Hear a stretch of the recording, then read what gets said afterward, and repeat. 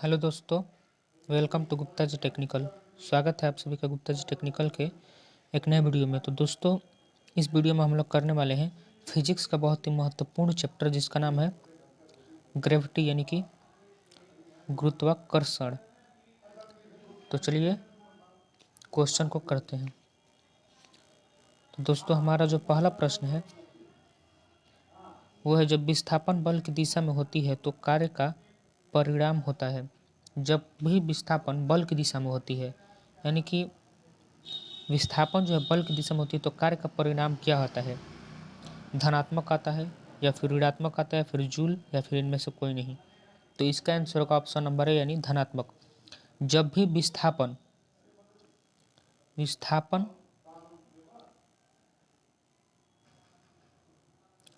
और बल एक ही दिशा में काम करते हैं, यानी कि जिस दिशा में बल काम करेगा उसी दिशा में विस्थापन भी काम करेगा, तो कार्य का परिणाम हमेशा धनात्मक ही आता है। ठीक है, नेक्स्ट क्वेश्चन की ओर बढ़ते हैं। तो अगला प्रश्न है हमारा, जब विस्थापन बल की दिशा के विपरीत दिशा में होता है, जब विस्थापन बल की दिशा के विपरीत दिशा में होता है तो कार्य का परिणाम क्या आता है? देखिए, जब विस्थापन जो होगा इस दिशा, मान लीजिए विस्थापन और जो बल की दिशा है वो विपरीत हो, इस तरीक़ा से हो, यानी ये विस्थापन की दिशा है और ये बल की दिशा है, तो दोनों विपरीत है, तो दिशा में होने वाला कार्य का परिणाम क्या आएगा? तो इसका आंसर होगा ऑप्शन नंबर बी यानी कि ऋणात्मक। ठीक है, तो हम आगे देखते हैं। तो हमारा नेक्स्ट क्वेश्चन है, किसी वस्तु का विस्थापन यदि शून्य हो तो बल द्वारा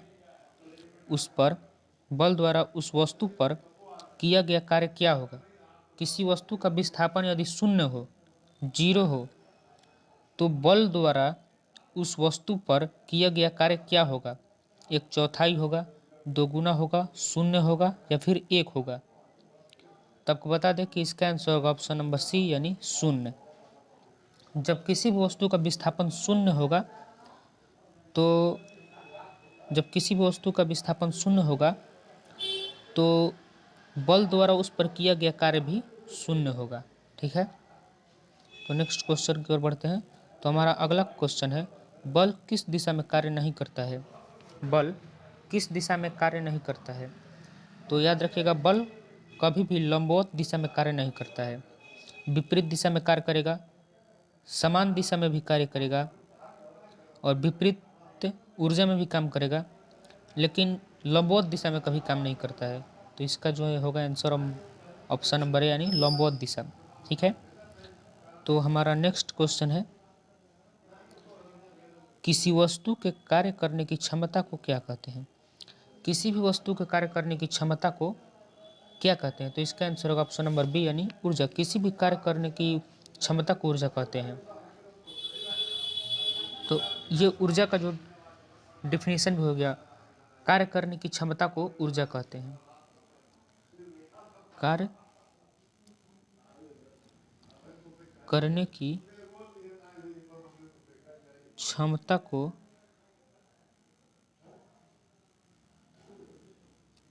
ऊर्जा कहते हैं। ठीक है,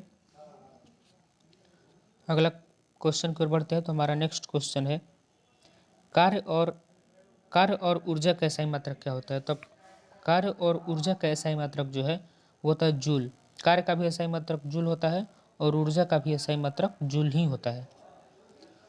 नेक्स्ट क्वेश्चन है, ऊर्जा का बड़ा प्राकृतिक स्रोत क्या है? ऊर्जा का बड़ा प्राकृतिक स्रोत, तो इसका आंसर होगा ऑप्शन नंबर बी ए यानी कि सूर्य।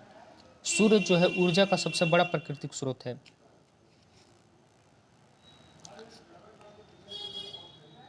किसी वस्तु को उसकी गति के कारण कार्य करने की क्षमता होती है तो उसे क्या कहते हैं? किसी वस्तु को उसकी गति के कारण कार्य करने की क्षमता होती है तो उसे क्या कहते हैं? तो इसको कहते हैं गतिज ऊर्जा, यानी कि option number B right answer. तो ये गतिज ऊर्जा का जो डिफिनीशन है कि गतिज किसी वस्तु में गति के कारण कार्य करने की क्षमता को गतिज ऊर्जा कहते हैं। ठीक है, नेक्स्ट क्वेश्चन की ओर बढ़ते हैं। तो हमारा अगला क्वेश्चन जो है वो है, किसी वस्तु द्वारा इसकी स्थिति में परिवर्तन के कारण पर्याप्त ऊर्जा को क्या कहते हैं? किसी वस्तु द्वारा इसकी स्थिति में परिवर्तन के कारण पर्याप्त ऊर्जा को क्या कहते हैं? तो इसका आंसर होगा ऑप्शन नंबर भाई ए, यानी स्थित ऊर्जा। जो किसी वस्तु द्वारा स्थिति के कारण कार्य करने पे जो ऊर्जा उपस्थित होती है उसको हम लोग स्थित ऊर्जा कहते हैं। ठीक है, नेक्स्ट क्वेश्चन है, किसी वस्तु द्वारा इसकी विन्यास में परिवर्तन के कारण प्राप्त ऊर्जा को कहते हैं? किसी वस्तु द्वारा विन्यास में परिवर्तन के कारण प्राप्त ऊर्जा को क्या कहते हैं? तो इसका आंसर होगा ऑप्शन नंबर डी, यानी स्थित ऊर्जा। नेक्स्ट क्वेश्चन है, वाट सेकंड किसके मात्रक हैं? वाट और सेकंड जो है किसके मात्रक हैं? कार्य अथवा ऊर्जा के, जूल के, शक्ति के, या फिर गतिज ऊर्जा के? तो इसका आंसर होगा ऑप्शन नंबर ए, यानी कार्य अथवा ऊर्जा के जो है वो मात्रक हैं। ठीक है, नेक्स्ट प्रश्न है, वाट घंटा किसके मात्रक हैं? वाट और घंटा, वाट घंटा जो है किसके मात्रक हैं? तो इसका आंसर होगा ऑप्शन नंबर सी, यानी ए प्लस और बी दोनों, यानी कार्य और ऊर्जा, ये दोनों वाट घंटा के मात्रक हैं। ठीक है, नेक्स्ट क्वेश्चन है हमारा, किलोवाट घंटा किसका मात्रक है? यानी कि जो किलोवाट घंटा है वो किसका मात्रक है? कार्य का है, स्थित ऊर्जा का है, गतिज ऊर्जा का है, या फिर इनमें से किसी का नहीं है? तो इसका आंसर होगा ऑप्शन नंबर ए, यानी कार्य का। ठीक है, नेक्स्ट क्वेश्चन की ओर बढ़ते हैं। तो हमारा अगला क्वेश्चन जो है वह है, अर्ग, जूल, कैलोरी एवं इलेक्ट्रॉन वोल्ट वैसे कौन सी इकाई ऊर्जा की अधिकतम मात्रा को प्रदर्शित करता है? अर्ग, जूल, कैलोरी एवं इलेक्ट्रॉन वोल्ट कौन सी इकाई ऊर्जा की अधिकतम मात्रा को प्रदर्शित करता है? कैलोरी, अर्ग, जूल, या फिर इलेक्ट्रॉन वोल्ट? तो इसका आंसर होगा ऑप्शन नंबर ए, यानी कैलोरी। अर्ग, जूल, कैलोरी एवं इलेक्ट्रॉन वोल्ट, ये चारों जो हैं कैलोरी इकाई ऊर्जा की अधिकतम मात्रा को प्रदर्शित करते हैं। अगला प्रश्न जो है वो है, एक इलेक्ट्रॉन को दूसरे इलेक्ट्रॉन की ओर लगा लाने पर निकाय की विद्युत स्थित ऊर्जा होगी, विद्युत स्थित ऊर्जा क्या होगी? घटती है, बढ़ती है, या फिर शून्य रहती है, नहीं बढ़ती है? तो इसका आंसर होगा ऑप्शन नंबर बी, यानी बढ़ती है। एक इलेक्ट्रॉन को दूसरे इलेक्ट्रॉन की ओर लगाने पर निकाय की विद्युत स्थित ऊर्जा जो है बढ़ती है। ठीक है, तो दोस्तों हमारा जो प्रश्न है यहीं पे ख़त्म होता है।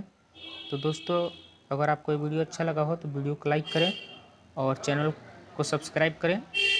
अगर आपके ऐसे दोस्त हैं जो पॉलिटेक्निक एंट्रेंस एग्ज़ाम की तैयारी कर रहे हैं तो उनके पास ये ज़रूर शेयर करें। और वीडियो देखने के लिए धन्यवाद।